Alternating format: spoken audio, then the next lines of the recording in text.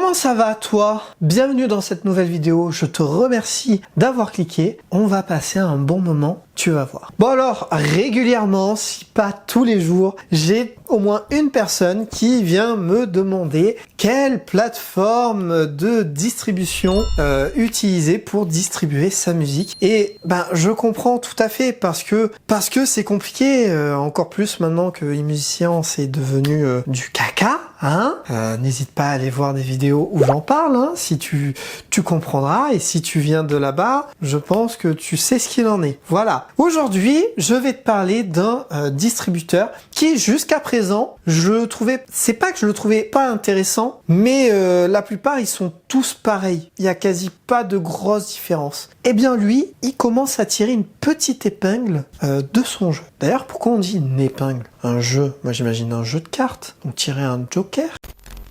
Alors la plateforme de distribution en question, c'est DistroKid. Peut-être que tu y es, si c'est le cas, n'hésite pas pareil à me le dire en commentaire, ce que tu en penses, tes retours, ton avis, c'est toujours intéressant pour moi et puis pour ceux qui te liront. Et si tu connais pas, ben écoute, j'ai pas vraiment fait de vidéo encore dessus, donc ben n'hésite pas à me dire si t'en souhaites une. Alors, la grosse nouveauté de DistroKid, c'est que il va distribuer le son des artistes sur TikTok Music, qui pour rappel est la nouvelle plateforme de streaming que TikTok vient de sortir il y a quelques mois, en août il me semble. Il va également le distribuer sur la bibliothèque TikTok commerciale, donc le CML pour les intimes, c'est-à-dire en gros c'est la bibliothèque que les entreprises et les influenceurs utilisent, pas dégueu. Et il va également les rendre disponibles sur l'appli CapCut, l'appli qui permet de faire des montages vidéo avec une version gratuite qui est très bien fournie, c'est celle que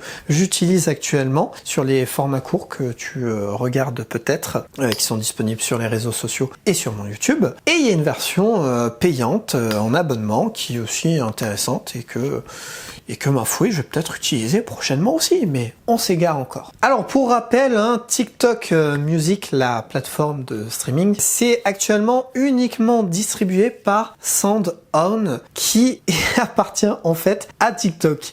Et d'ailleurs, pour être clair, CapCut appartient également à TikTok. Ok? Donc en gros, DistroKid lui n'appartient pas à TikTok, pas encore en tout cas, et ça devrait pas arriver puisqu'ils ont créé SoundOn, mais si tu veux, tout l'univers TikTok, eh bien il est partagé par DistroKid. DistroKid, ce qui est pas dégueu, on va pas se le cacher. Pour rappel, TikTok Music est actuellement disponible au Brésil, en Indonésie, au Mexique, en Australie et à Singapour. Oui, l'Europe n'est pas comptée pour l'instant, ni les États-Unis, mais c'est tout nouveau, c'est un petit peu encore en test par-ci par-là, mais c'est déjà prévu, ça va arriver dans les prochains mois, il va y avoir de plus en plus de pays. Bon, concrètement, je t'ai parlé de plein de choses, mais qu'est-ce que ça signifie? Ça signifie que si tu distribues actuellement ta musique via DistroKid, tu vas pouvoir dès maintenant la distribuer sur tout l'écosystème, je dirais, de TikTok. Ce qui est pas dégueu. On sait comment ça peut devenir viral avec TikTok en 2 secondes. En 2 secondes. Ça peut être une stratégie. Ça peut l'être si, par exemple, tu vises à faire de la musique pour tout ce qui peut être cinématographique, tout ce qui est visuel, tout ce qui est audiovisuel. Si déjà de base tu le penses comme ça peut être intéressant. Mais pas forcément. Tu fais du rap, du chant, ou tu composes tout simplement, bah bim, voilà. Donc ça peut être une stratégie. Et DistroKid se tourne de plus en plus sur un petit peu tout ce qui est vidéo. Et ça va pour l'instant dans leur stratégie, on va dire, de développement. Donc, ben, c'est intéressant, je trouve, honnêtement. Je vais te citer un retour d'une artiste qui a profité de ce service. Alors, cette artiste, c'est Inji. Je ne connais pas, personnellement.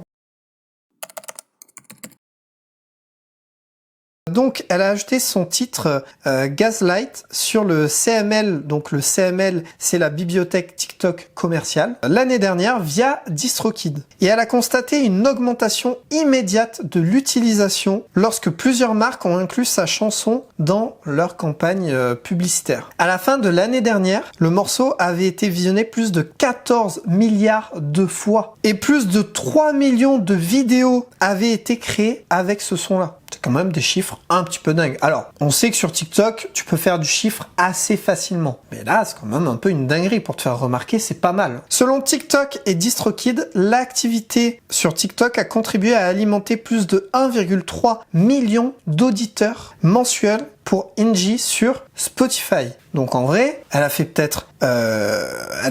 Attendez une minute. Attendez. Elle a fait 14 milliards. Donc en vrai, son morceau a été visionné plus de 14 milliards de fois, mais elle a quand même récupéré sur notamment Spotify 1,3 million d'auditeurs mensuels, ce qui est quand même pas dégueu. Ce qui montre le lien un peu étroit, mais mine de rien quand même là, entre les plateformes comme TikTok et les plateformes de streaming comme Spotify, Deezer, etc. Ça, c'est un exemple en vrai, on le sait, hein, peut-être que les chiffres ont été un peu grossis ou autre, mais même si, admettons, c'est grossi, c'est quoi? Au lieu de 14, c'est 10 milliards, c'est quand même une dinguerie, si c'est vraiment ça. Donc, moi, je te donne ça en exemple, mais ce qu'il faut retenir, c'est que si tu veux toucher un peu cet univers-là, ça peut être intéressant. Je précise quand même que DistroKid distribue sur les plateformes de streaming classiques, hein, Spotify, Deezer, iTunes, Apple Music, etc. Ils sont pas fixes sur TikTok Music. Mais il y a ça.